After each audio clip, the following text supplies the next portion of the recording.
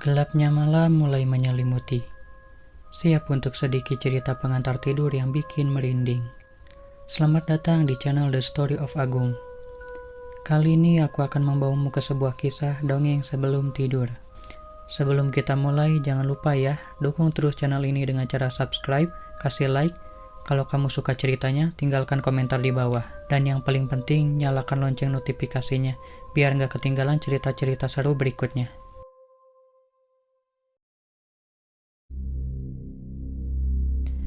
Cerita ini dimulai pada malam hari. Ada seorang perempuan yang bernama Nisa yang berusia 17 tahun. Kala itu ia sedang asik menonton siaran televisi favoritnya. Matanya menatap ke layar TV dengan serius. Tak lama berselang, adiknya yang bernama Doni muncul dari belakang. Kala itu Doni berusia 9 tahun. "Kak, temenin Doni tidur yuk. Doni udah ngantuk nih," ucapnya. Terlihat dari mata Doni yang memang sepertinya sudah sangat mengantuk. "Ya udah, kalau gitu kita tidur," ucap Nisa sambil menekan tombol remote. Dan TV itu pun mati seketika. Kedua kakak adik itu pun berjalan menuju kamar Doni. Walaupun Nisa sudah punya kamar sendiri, tapi Doni ingin selalu minta ditemani oleh kakaknya. Karena terbilang Doni masih anak-anak, Nisa pun tidak masalah jika adiknya minta ingin ditemani. Setelah mereka berada di dalam kamar, Doni dan Nisa pun naik ke atas kasur untuk berbaring. Kedua adik kakak itu pun menempelkan kepalanya di atas bantal masing-masing. Mereka tidak suka menggunakan selimut saat tidur, karena bagi mereka selimut hanya bikin gerah saja. "Kak, tolong ambilin bantal guling aku dong," ucap Doni. Nisa yang memang tahu kalau adiknya suka menggunakan bantal guling pun mengiyakan. Nisa tahu betul kalau adiknya memang tidak bisa tidur kalau tanpa bantal guling. Ia pun mengambil bantal guling itu yang ada di kolong kasur. Nisa mengambil 2 bantal guling yang berwarna putih. Kedua bantal guling itu pun ditaruh di tengah kasur, di antara mereka berdua. Doni mengambil bantal guling yang satu lalu memeluknya dengan erat. Sedangkan Nisa sendiri tidak suka menggunakan bantal guling. Ia membalikkan badannya dan membelakangi adiknya. Saat ia mulai memejamkan matanya, terdengar suara Doni dari sebelah yang seperti berbicara. "Kak, kok bantal gulingnya bau ya? Baunya busuk banget," ucap Doni. Nisa membuka mata lalu menolehkan kepalanya. "Masa iya sih bau? Hidung kamu lagi bermasalah kali," ucap Nisa. Karena memang ia tidak mencium aroma busuk apapun. "Ya udah, sekarang kamu tidur lagi ya. Kakak udah ngantuk nih," ucap Nisa sambil membalikkan badannya lagi. Nisa pun kembali memejamkan matanya lagi. Dan tidak lama berselang, suara Doni pun kembali terdengar. "Kak, bantal gulingnya bau busuk banget, kayak bau bangke," ucap Doni lagi. "Aduh, itu kan cuma perasaan kamu aja, Dek," ucap Nisa sambil matanya masih terpejam. "Tapi Doni nggak kuat, Kak, baunya busuk banget," ucap Doni. Nisa yang kesal pun kembali membuka mata lalu menolehkan kepalanya lagi. Ia bermaksud ingin memarahi adiknya, tapi sebelum sempat Nisa memarahi adiknya, ia tertegun. Mata Nisa terpaku melihat sesuatu. Dia tidak melihat Doni yang sedang memeluk bantal guling, melainkan melihat sesosok pocong yang sedang Doni peluk. Nisa langsung terpaku dengan pemandangan itu. Wajah pocong itu berhadap-hadapan dengan Doni. Yang untungnya Doni memejamkan matanya yang tidak melihat sosok wajah pocong tersebut. Yang Doni sendiri juga tidak tahu kalau ia sedang memeluk pocong. Nisa yang ketakutan itu pun hanya bisa terdiam.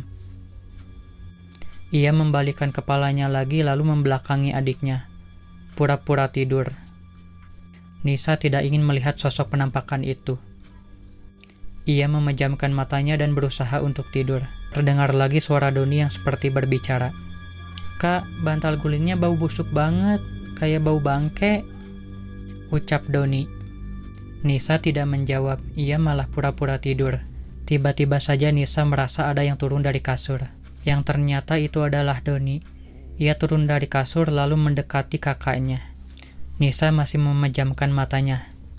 Kak, aku mau tidurnya di kamar mamah papah aja ya.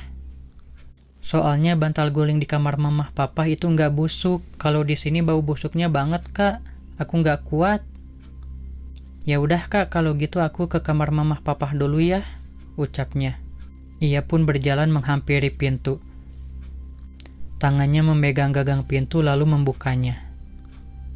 Sebelum Doni sempat keluar pintu, ia menoleh ke kakaknya. Kak, bantal gulingnya buat kakak aja, ucap Doni sambil berjalan dan menutup pintu kamarnya. Nisa yang sedari tadi memejamkan matanya, memang mendengar pintu yang terbuka dan juga tertutup. Nisa mulai merasa ketakutan karena kini ia hanya berdua saja dengan sosok pocong tersebut. Nisa yang ketakutan itu hanya bisa terdiam. Ia tidak berani menggerakkan tubuhnya sedikit pun. Dan ia juga tidak berani membuka matanya. Ia hanya pura-pura tidur dan berusaha untuk tidur. Tiba-tiba saja di lehernya Nisa merasa ada angin yang berhembus. Angin itu berhembus seperti nafas yang teratur. Nisa mulai tegang, tapi ia tidak berani bergerak sedikit pun. Terdengar suara seseorang yang sedang berbisik di telinganya. Kamu pura-pura tidur ya? Bulu kuduk di seluruh badan Nisa mulai merinding. Suara itu kembali terdengar. Nisa, kamu pura-pura tidur ya? Nisa yang sudah tidak kuat itu pun berteriak sekencangnya. Ia ingin berlari. Saat ia menggerakkan tubuhnya, ia pun terjatuh. Tubuhnya terjatuh ke lantai yang dingin. Nisa pun menolehkan kepalanya ke arah kasur. Ia melihat pocong itu yang sedang berbaring tidur melihat ke arahnya. Wajah pocong itu hitam, hidungnya ditutupi kapas dan matanya merah menyala. Kain kafan pocong itu pun putih kumal, kotor oleh tanah. Sambil pocong itu mengatakan, Nisa, kamu pura-pura tidur ya? Nisa, kamu pura-pura tidur ya? Nisa berteriak sekencang mungkin.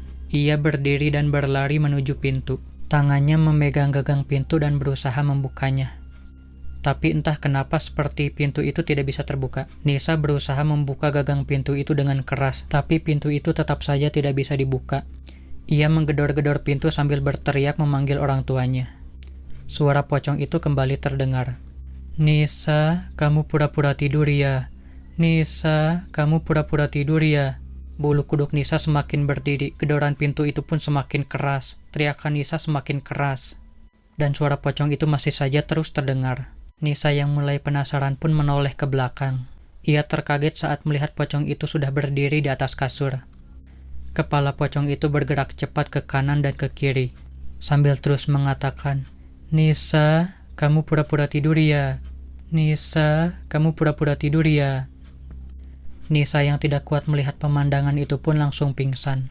Tubuhnya tergeletak di lantai dekat pintu. Kebesokan paginya, ia pun terbangun. Ia sudah dikelilingi kedua orang tuanya dan juga Doni. Nisa yang ketakutan itu pun menangis sambil memeluk ibunya. Ia pun menceritakan semua kejadian yang ia alami semalam. Doni yang mendengar cerita Nisa pun mulai ketakutan dan menangis. Ia pun memeluk ayahnya. Kedua orang tua Nisa dan Doni pun menenangkan kedua anaknya.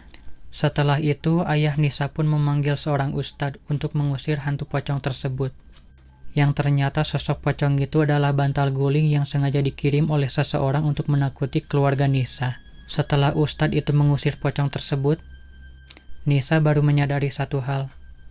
Kalau ternyata bantal guling yang ada di kamar Doni itu memang cuma satu, bukannya dua. Yang ternyata bantal guling yang kedua itu adalah sesosok pocong yang menakuti Doni dan Nisa semalam. Selesai. Terima kasih sudah menonton di channel ini dan nantikan dongeng lainnya di video berikutnya. Salam DST.